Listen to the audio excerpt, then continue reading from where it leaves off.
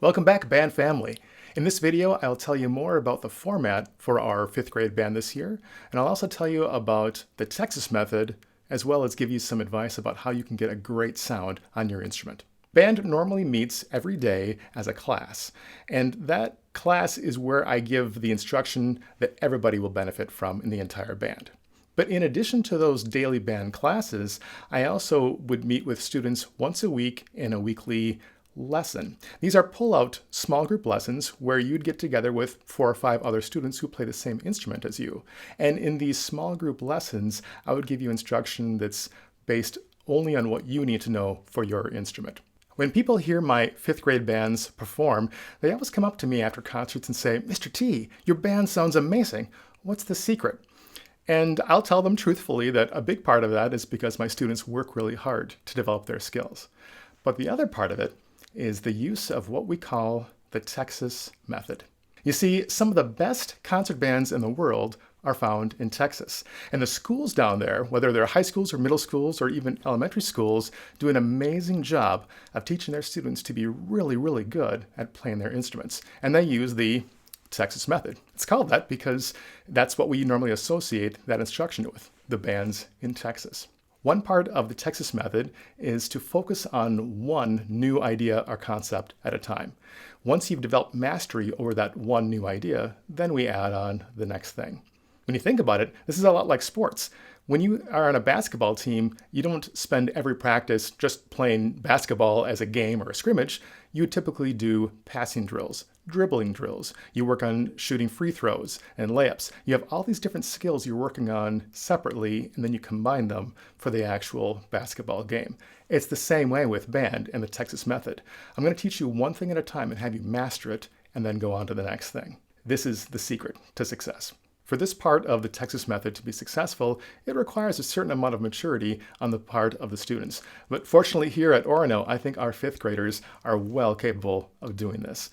But that means that you can't go on and try to do things that you haven't been taught yet and experiment with making sounds on your own, doing things with your instrument you haven't yet been taught.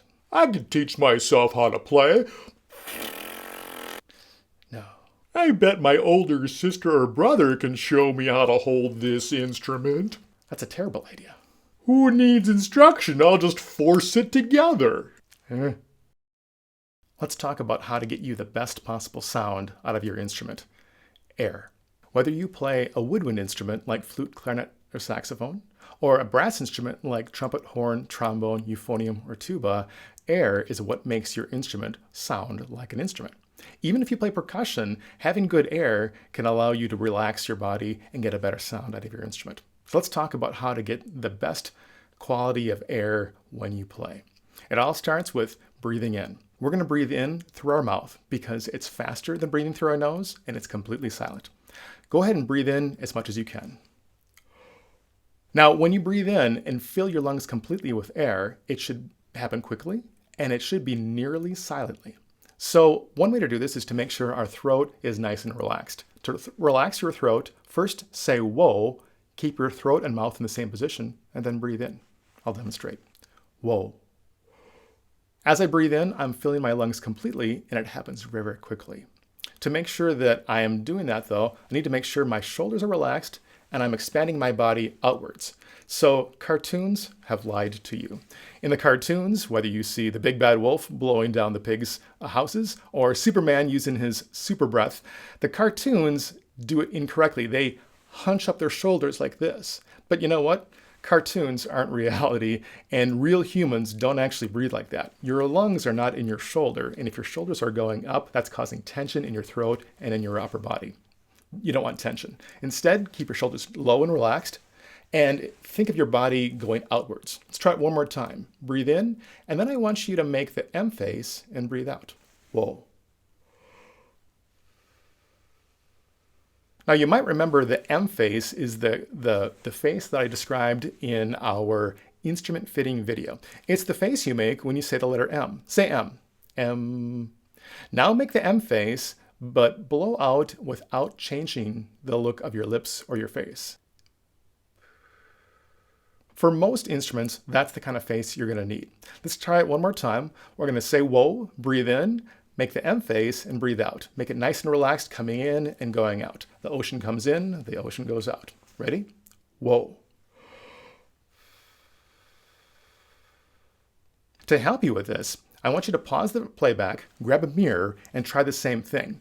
When you use the mirror, you might find that your lips and your mouth are doing all kinds of weird things as you're breathing out. So make sure you get that M face and then keep the lips in the same spot while you breathe out. Remember, it should be silent. If you can hear yourself breathing in, that means your throat's probably constricted. To make sure that you can fully fill your lungs with air, we need to be able to sit or stand in a specific way to allow for that. If you're standing, just stand up nice and tall, relax the shoulders, and feel yourself expanding as you breathe in. Perfect. If you're sitting down, though, we have to sit a little differently in band in order for our bodies to fully expand and fill up with air. Let me show you what I mean. I want you to imagine that you're in a different class right now, like language arts. How would you sit in language arts? How would you sit in math class? How would you sit in science class? And that's just fine to sit like that in those classes because you don't need a ton of air to do math. However, you need a ton of air to do band. So we sit a very specific way. Step 1, slide your butt forward to the edge of the chair and sit tall. There should be a lot of space between your back and then the back of the chair. Step 2, put your left foot flat on the ground and put your right foot back with the knee pointed towards the ground. Let me explain why we sit in that very specific way. For full expansion of our bodies to allow for plenty of air, we need to make sure that our knees are lower than our hips. That's the reason why our right foot is back and our right knee is pointed slightly down. We're trying to keep that knee below the hips. That's going to allow us to expand fully. Now, some players that are more advanced will actually have both of their knees pointed slightly down to allow for that expansion. However, we also need to do something else with our left foot, and that's why it's flat. In band, we keep track of the beat. The beat it's that steady pulse in music. And we keep track of that beat by tapping our left heel. Not our toe, but our heel. And we do it silently.